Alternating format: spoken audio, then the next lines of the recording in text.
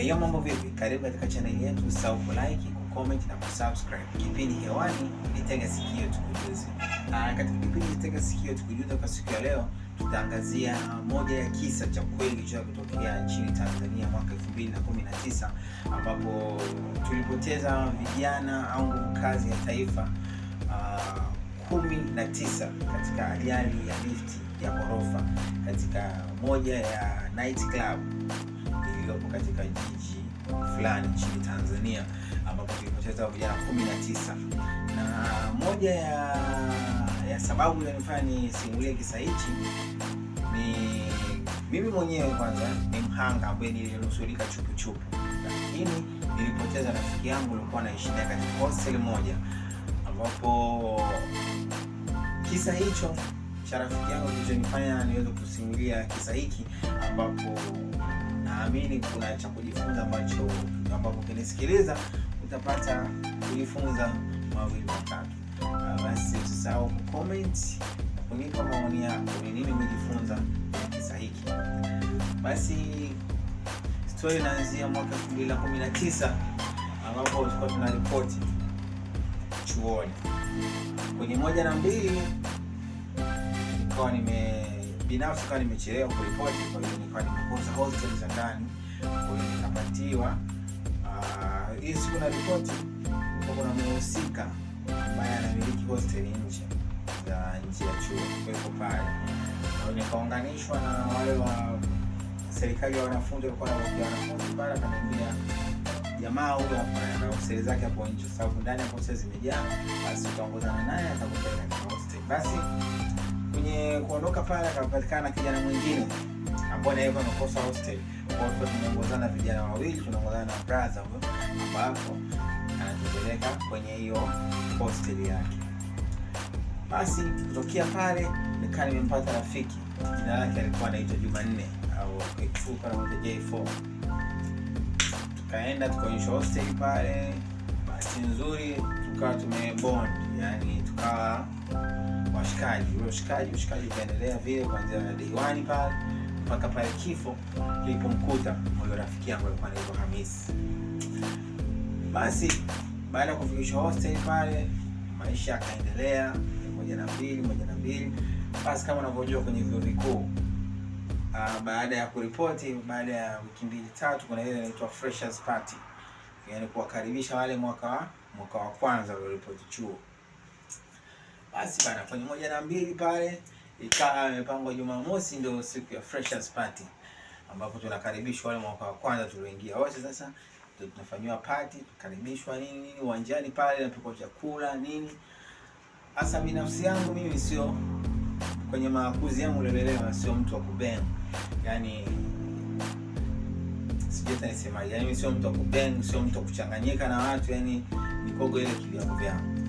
Lakini mshikaji wangu huyo tunakaa hoteli moja ile kidogo ametoka huko Sigimbi, Mungu atanisamehe kama nimetumia kauli mbaya, ametoka Sigimbi, kwa hiyo amekuja mjini kwa mara ya kwanza, kwa hiyo anatamani kila kitu anachokisikia na yeye anatamani nini afanye. Basi bana freshers party ikaanza mchana uwanjani pale, kwa naingia kwanza kupata chakula na vinywaji.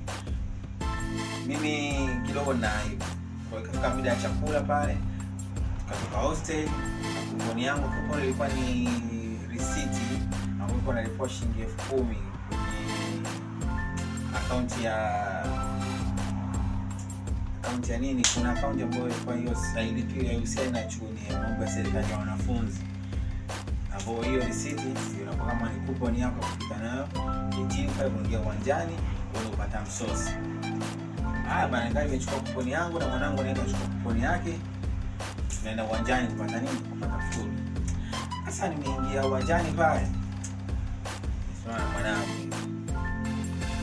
nikiangalia ile nyomi mstari ni mrefu, wote wanaenda kula pale. Kaambia mwanangu yao, yani mimi siwezi kwenda kupanga nini na mstari pale kwenda kwa chakula, sijui viazi, chips nini. Anambia mwanangu mimi siwezi sababu hii kidogo na aibu. Kaambia mwanangu unazibua hivi ndio vitu wenyewe tunaelewa tena ile mwana stories za kiwana. Kesho nikamwambia mimi naenda kula kibandani bana. Maana chuoni pale kwenye uwanja ambao tunapata chakula, juu kuna cafeteria zimepangwa.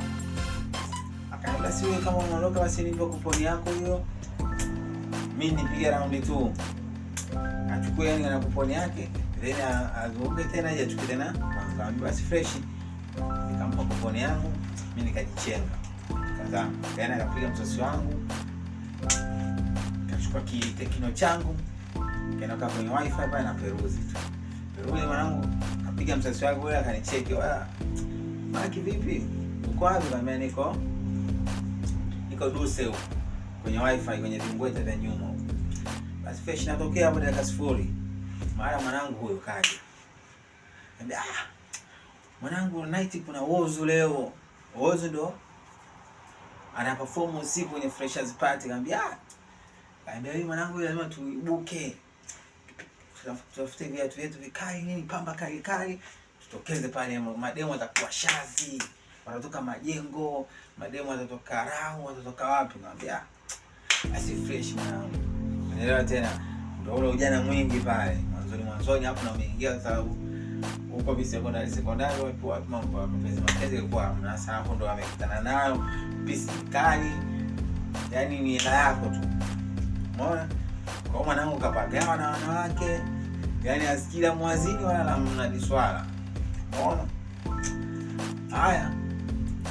Usiku kafika mwanangu, kapiga pamba zetu bling bling nini. Tukaibuka uwanjani pale. Kama kawaida na kuponi yako. Sema hiyo night hiyo tulikuwa mna kuponi, ilikuwa chakanyikeni tu. Wote unaingia. Kwa mademo wametoka Rau, wametoka Majengo, wametoka wapi, yani pande zote. Watu ni shazi. Wozu kapanda jukwani pale kapiga nyimbo zake 2-3, then akasema after party.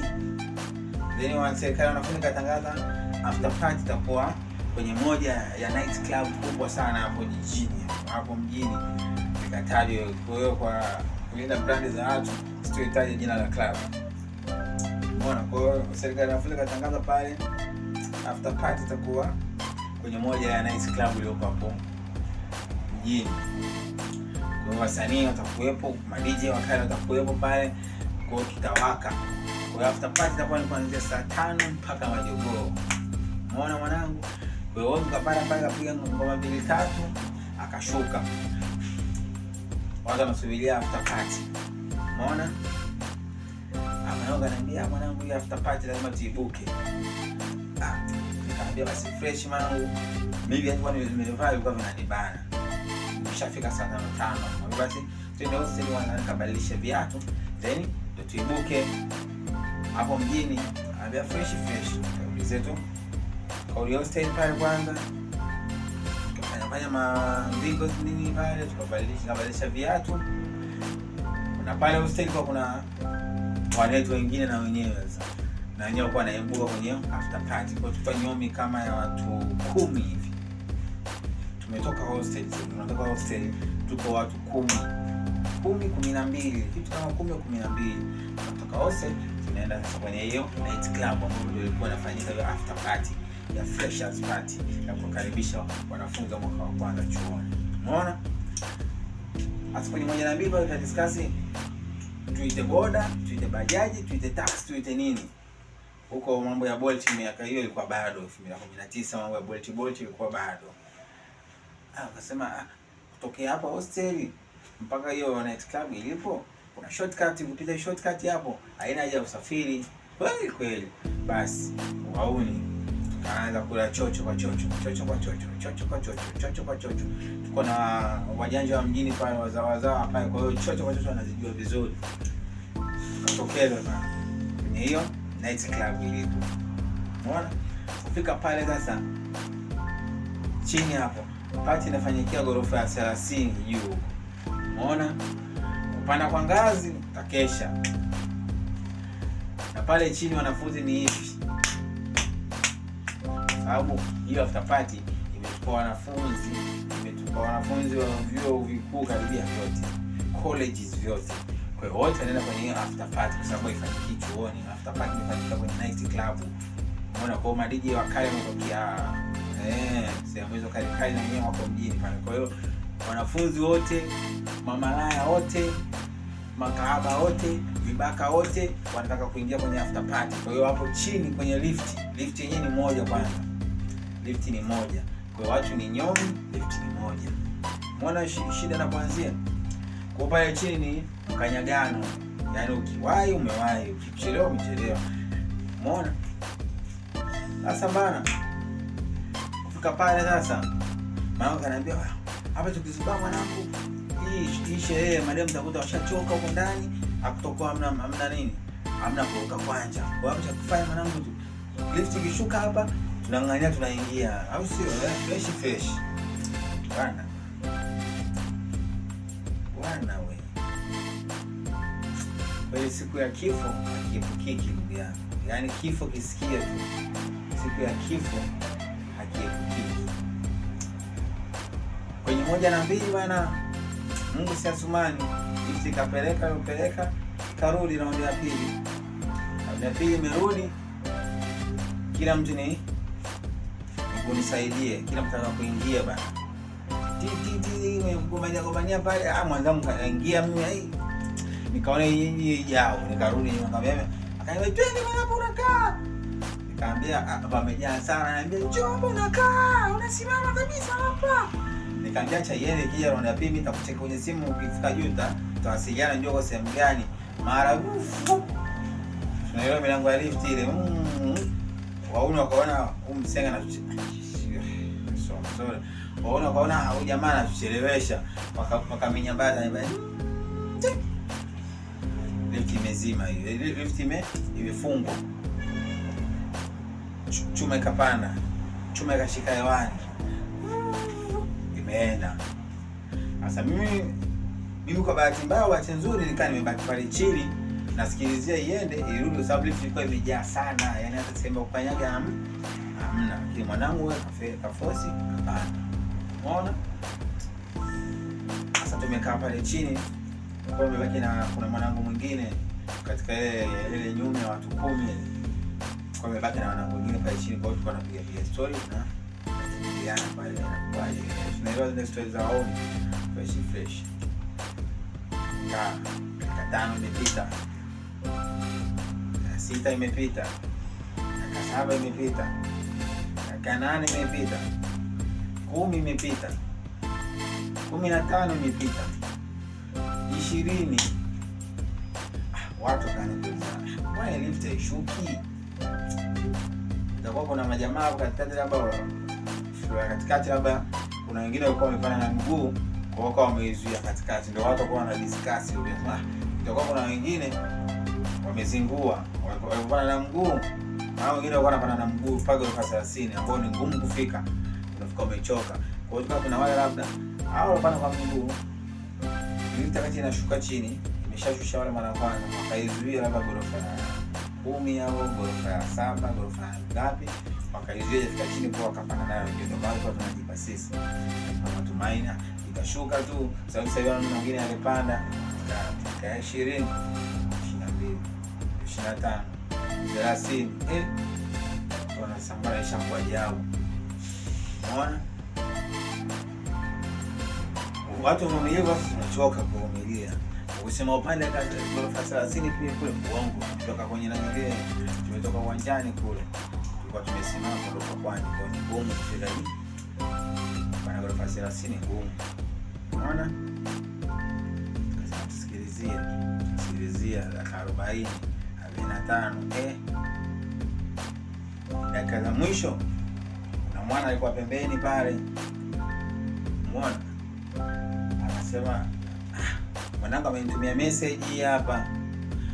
Anambia mwanangu tunakufa huko. Tunakufa, lift imegoma. Mama. Jamaa sio akatuambia sema hii kuna mwanangu amenitumia message hapa. Naitwa ikipata anajaribu kupiga simu hazitoki. Umeona? Akatuma message kwamba wanakufa, lift imegoma. Hawajua ghorofa ngapi huko.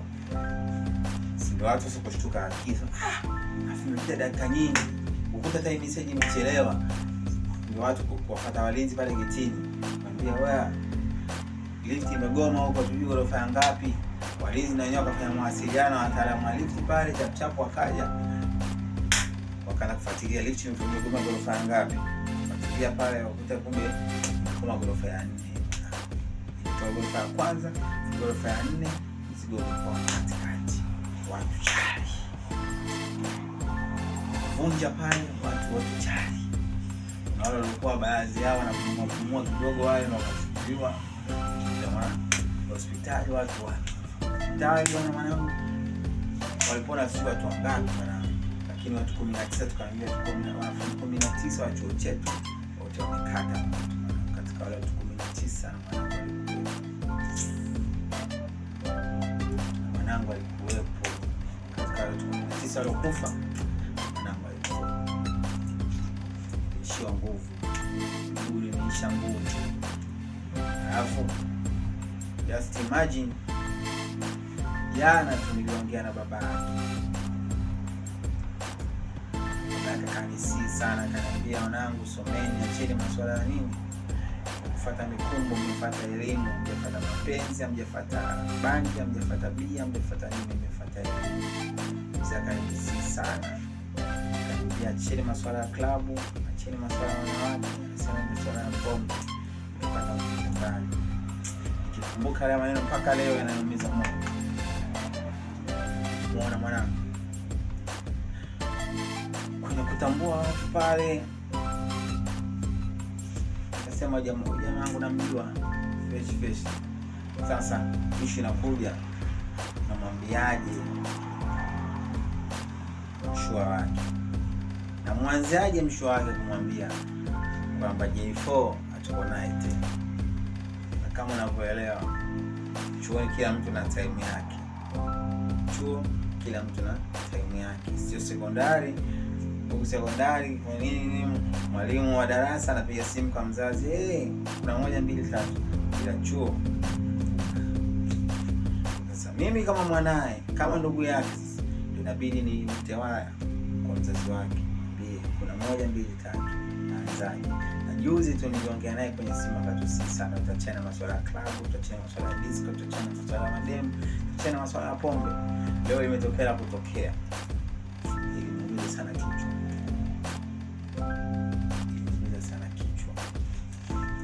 Siku kwanza nikashindwa. Kalala kana asubuhi. Nikapokea simu kutoka kwa rais wa chuo. Kaniita ofisini kwake tukaongea mambo mengi. Kanisa nabidi mpigie simu.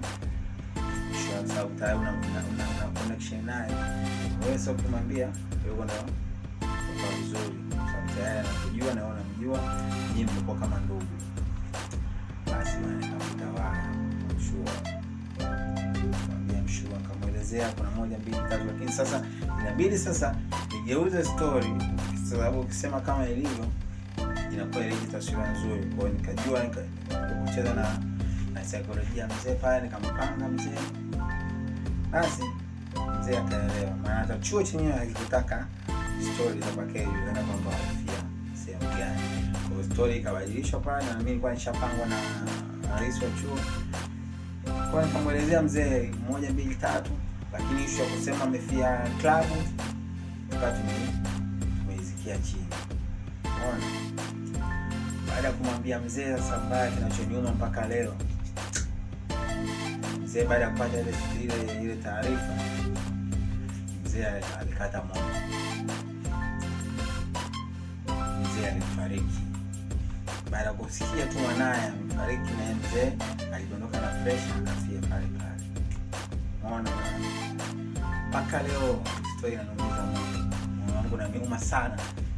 Mzee kafariki, mkubwa akachukua simu ile, maana alikuwa amekaa loudspeaker, akaniambia amefanya ngapi hivi na hivi. Mkubwa wake naye baada ya kupata ile story, mpaka kesho nakwambia mkubwa wake amechanganyikiwa.